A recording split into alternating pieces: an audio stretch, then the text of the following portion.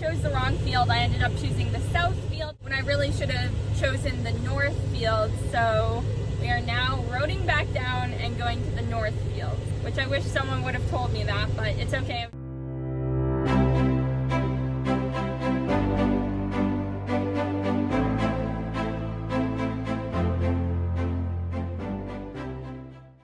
To get in touch with Uncle Chris at the top of the hill, so it's all good now. Arvid, you can just take the road to the right of me.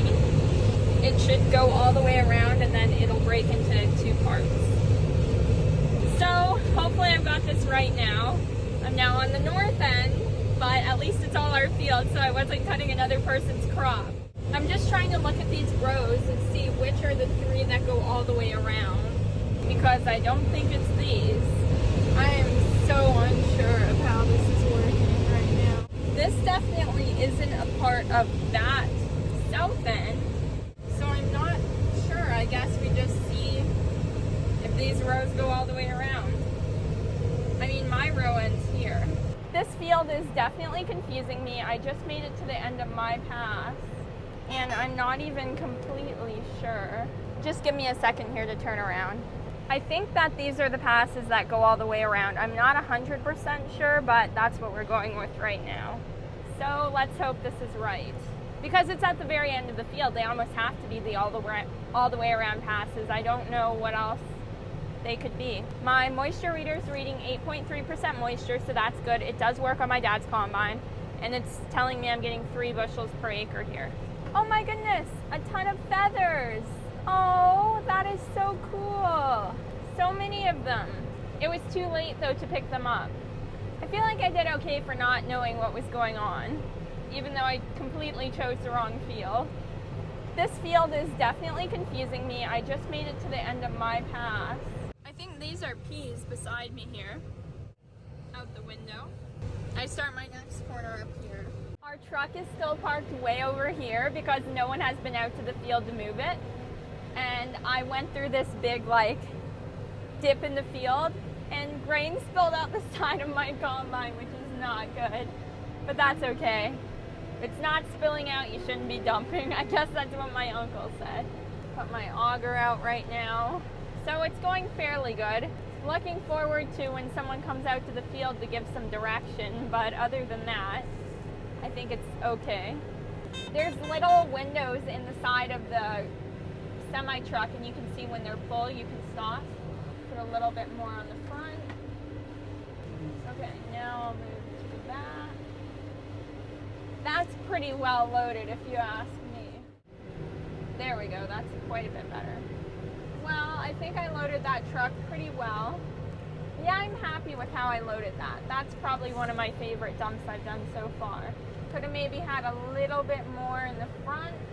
I wasn't fully even, but it was pretty good. Yeah, I know Arvid's having problems lining up too, just like I did. I had to back up and turn around a bunch. I just kind of want to stay together for the first laps. I think that there's a third lap that goes fully around because of the 3 combines, so I'll go ahead and take that one, and then you should see kind of where the field splits into 2. Oh, hopefully this is Uncle Chris. Lost that, Katie. Say that again? I missed what you said there. Oh, there's 3 laps that go all the way around the field, so I'll take the 3rd full lap, full pass, and yours should cut halfway kind of in the middle like the last couple of fields we've done. Just follow the swath. I think it'll make sense. Hopefully it does. So Arvid's not going to be able to follow me all the way around. He'll have to split the field in 2. So what I'm going to do is when I see, ooh, my header just bounced there, that was not good. When I see where the field splits into 2, I'll just let him know. Oh, a hawk! So I'll kind of watch his pass as well as my own. Put my header down. Okay, I see where it splits into 2. It looks like there might be one more all the way around pass. Where my combine is now is where the field splits. Arvid, do you have a copy? Okay, I'll come in there. Okay, thank you. I'm just gonna make sure it's where it splits though, so I'm gonna go to this other end here. There might be a 3rd pass. Do you remember how the last 2 fields we did were 80-acre pieces? It was a 160-acre field, but split kind of in two halves. So we do one half of the field and then the other. So I should come in right here. Do you see where the first pass that you would take headed north meets the row you're on? Yeah, there's this windrow that I can get right where I'm at. It's ready to go. Yes, you're probably at the right one then. All right, thanks, Katie. Bye. You're welcome, thank you. Arvid's so nice. I'll drive down there and see if I can spot it for him. Thank you, Darcy. Steve Wall just arrived, so I'm going to dump in him.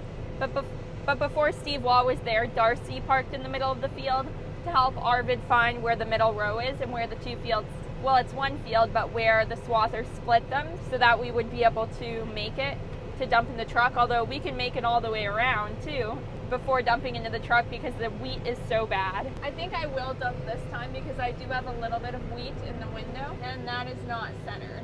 Oh, it might be close though. As you can see, it's coming down in the window. I think my dad's combine doesn't clean the wheat as well as mine does. I think Arvid could probably make it another round. Maybe not, I don't know.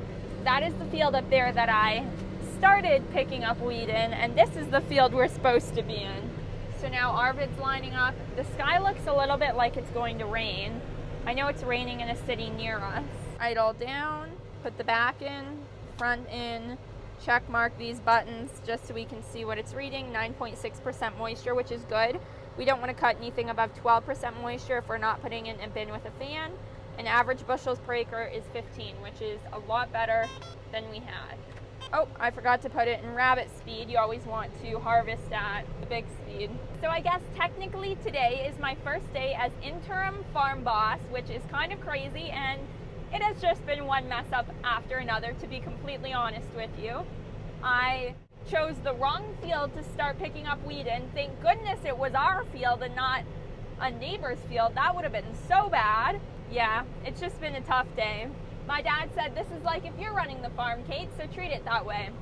It's been interesting trying to figure out which part of this field to start on, which rows go all the way around, and you don't realize how much logistics are in farming when you're the one managing it all for the day. So it's been really an interesting experience, and I am quite thankful that I get a lot more help from my dad before maybe one day I'm able to take over the reins. I'm not sure that Arvid completely split this even. This side looks a lot bigger than this little portion of the field, but that's okay because it doesn't really matter anyway. We can get through any of these passes without having to dump before we get to the end. I saw the bushels per acre meter go from 17 to 20 just a second ago. So this is definitely better wheat than the last couple of fields. Well, I just started dumping grain over the other side, so Steve had to run out and flag me down. I'm on turtle speed right now to put out less grain and kind of control where it goes. So it looks like I got completely empty. Steve got full, so now he's tarping his truck, which I feel so bad about making that big grain pile. He probably won't be able to put his tarp over that at all, actually. Arvid got to his down pass before me, so I'll be going a little bit slower now. Turtle speed. Back in, front in, rabbit speed, lower the header, and go forward. It's dinner time, so I'm going to cut in the middle of Arvid's row and pick some of it up. He ended up just getting the very last row, and there wasn't a second one for me to take up. So turtle, back in, front in, rabbit, put the header down.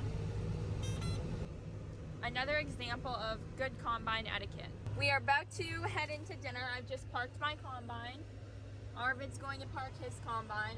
So we just let it cool down for a while. Now that it's cooled down, I'll go ahead and shut it off. We just got done with dinner. It was only Darcy, Arvid, and I for our crew, which was unbelievable that it's just me out in the field today. Usually there's always my dad or Uncle Chris or Grandpa or someone. So just to be left out in the field alone to fend for myself and just know what swath to take is pretty cool. And I actually feel honored my dad had the confidence in me to let me do this. Arvid just radioed to me and asked if we should dump this round or go another, but I said for sure dump this round because I could see grain on the top of his bin and also mine. At lunch I wasn't sure whether we'd make it 2 laps or 1 lap, but it turns out we for sure only made it 1 lap. But it's coming to the evening We did have dinner and it was so delicious. The cherry cobbler was just fantastic, so I'm super happy. And the meat was very good as well.